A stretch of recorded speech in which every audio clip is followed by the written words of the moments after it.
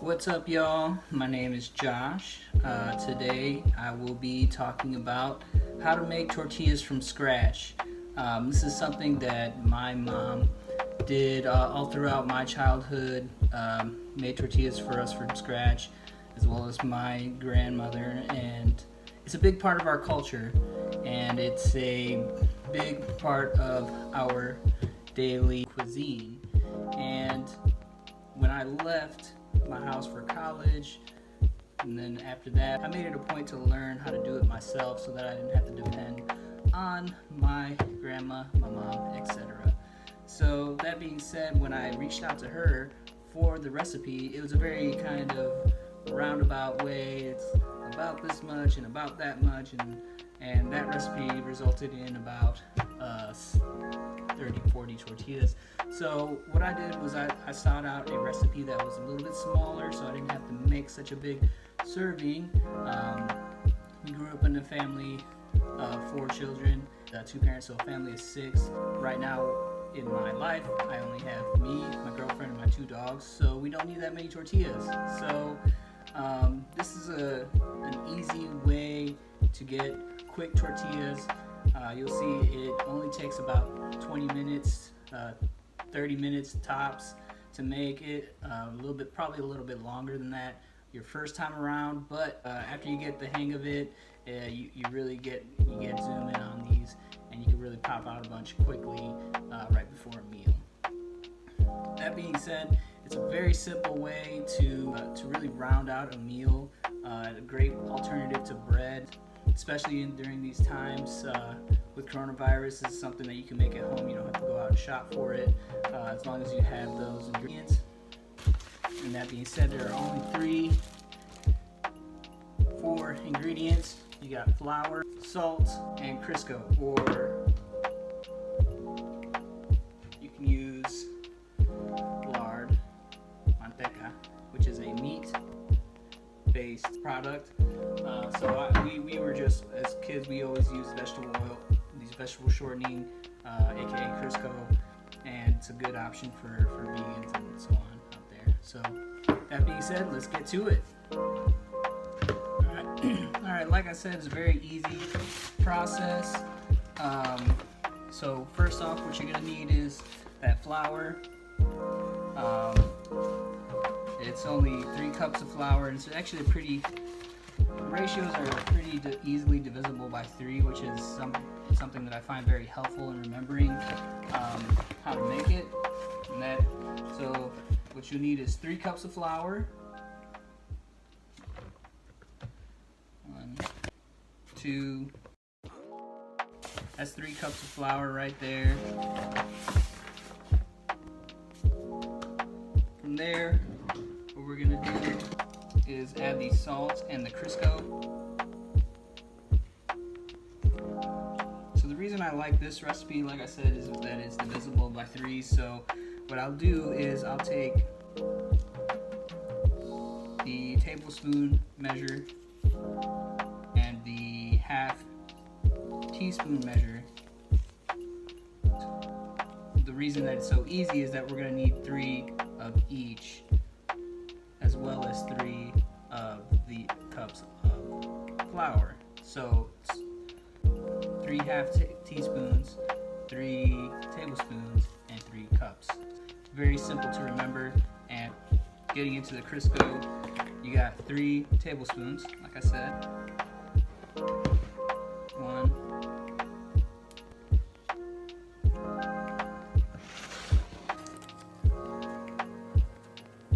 2, and on the 3rd one, I like to put a little bit more. I find that adding a little bit more, a little more than that 3rd tablespoon gives it a nice little extra texture, which is probably the reason why my mom's recipe was kind of roundabout. It's not exact measurements. So that's my little tip to make these a little extra delicious. And then from there, the last dry ingredient will be salt, and that's 3 half teaspoons, or 1.5 teaspoons. So you take 1/2 teaspoon. This is just the way I like to do it. You could do 1 and 1/2, but I just do 1, 2, 3 of the 1/2 teaspoons. To me, that's an easy way to remember it. It's worked for me so far. So this is the fun part. Now that we have all the dry ingredients in the bowl, what we want to do is mix them all up to make a uniform consistency, if that makes any sense. So you see me, I'm going in with my hands. Sometimes I don't want to get too messy. I'll go in with a fork or a mixer or something like that. I don't usually use an electronic mixer. I usually like to stick with a wooden spoon or a spatula or something like that. But otherwise, if you don't mind getting your hands dirty, you know, it's kind of fun to get in there and really mix this thing up, right? So what you'll see is you'll since you have that lard in there, it's gonna kind of accumulate to these little, you know, pebbles of mixture. And what you want to do is really mix that in until it gets as close to a powder as possible. Of course, with that Crisco being a binder, you're not really going to get a full powdery effect. You're going to get this kind of, eventually, this very lightly lumpy, if I can use that term, lightly lumpy mixture.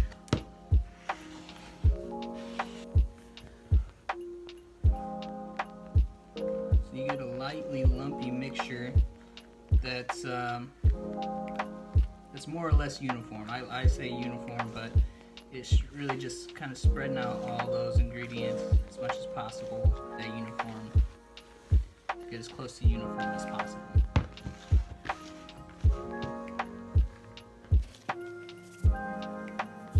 So next step is to add the wet ingredient. And I say ingredient because there's only one, and that's water. The ratio is then 3 cups of flour to 1 cup of water, and that's all you need, 1 cup. You just pop that in there. My mom, she likes to warm it up a little bit before you put it in. You don't want to boil it or anything like that, because what it's going to do is going to start cooking that dough. And now that the water's in there, again, we're going to get a little dirty, so get your hands in there and mix it up.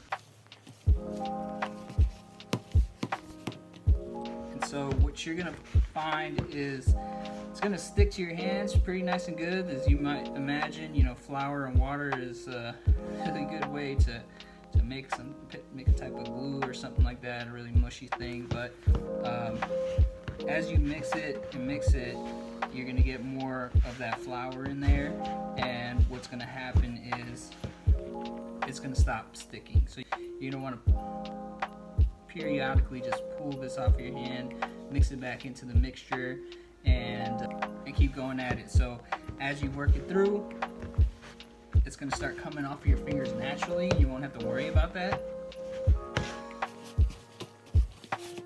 You'll see some flour kind of hanging out at the bottom, some mixture kind of hanging out the bottom. You want to just kind of pull apart that dough if that's the route you want to take, and knead it in there. So that's what we're doing essentially, is mixing by way of kneading these ingredients together. This part is a really, you know, these kind of recipes to me, and this kind of activity is a very centering thing to me. It's kind of something that kind of, to me, makes me feel like I'm getting in touch with my heritage, with my ancestors, and also you kind of tune out and just kind of, you know, knead this thing, piece of dough, and it's nice. It's kind of a stress reliever. You can kind of forget about things because you're focused on this task. Not to mention, cooking in general is a creative outlet for me.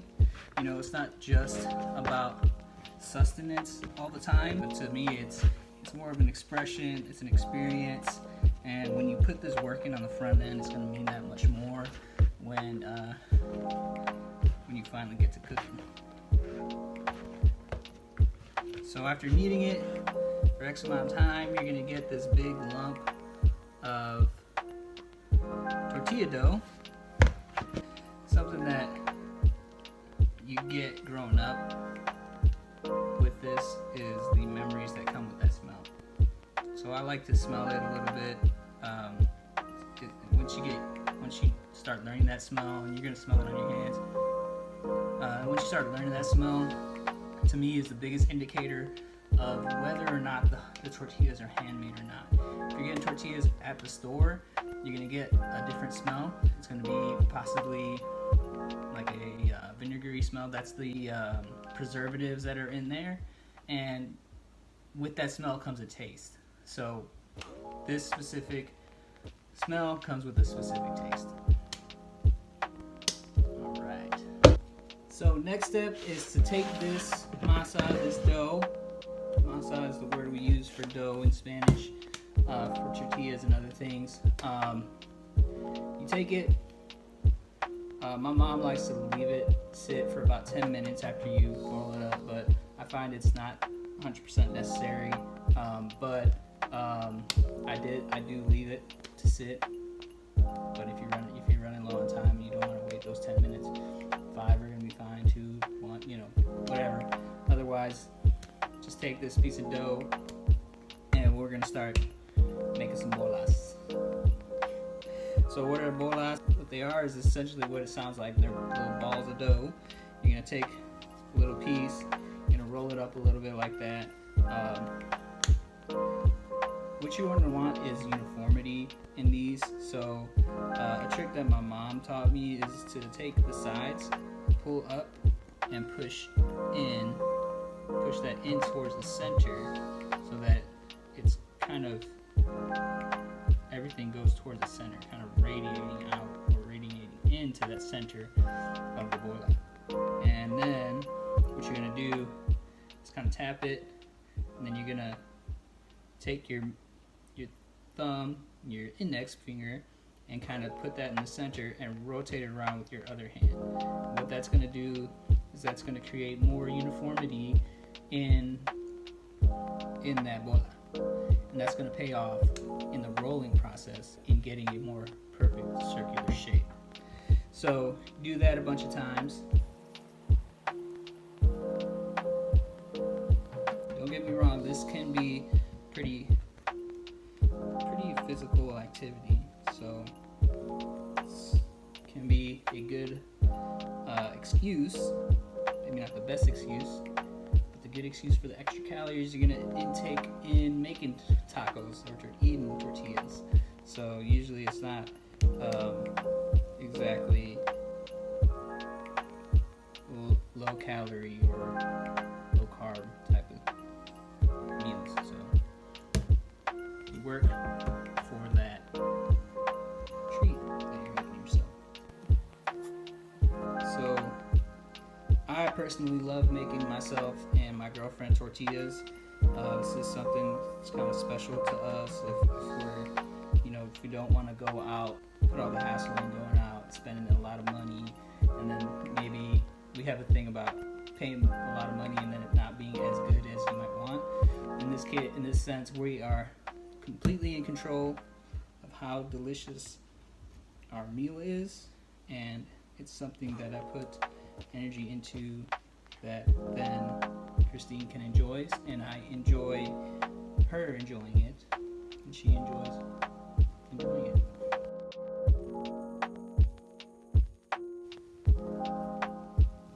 So for this batch, we went ahead and cooked all of it. I rolled them all up into about 20 bolas and made about 20 tortillas. What we ended up doing was saving about half of them after dinner for another meal later. But also you could save half of the dough on the front end, put that in the fridge to roll it out later. Once you have the dough in bola form, what you're going to want to do is get into rolling them out into flat tortillas. So you'll need a rolling pin, and what you'll do is put pressure on the rolling pin uniformly If it has those handles, you don't want to use those, so because the way that it's structured, it won't distribute the load as well. And getting that uniform thickness is pretty important to getting good tortillas.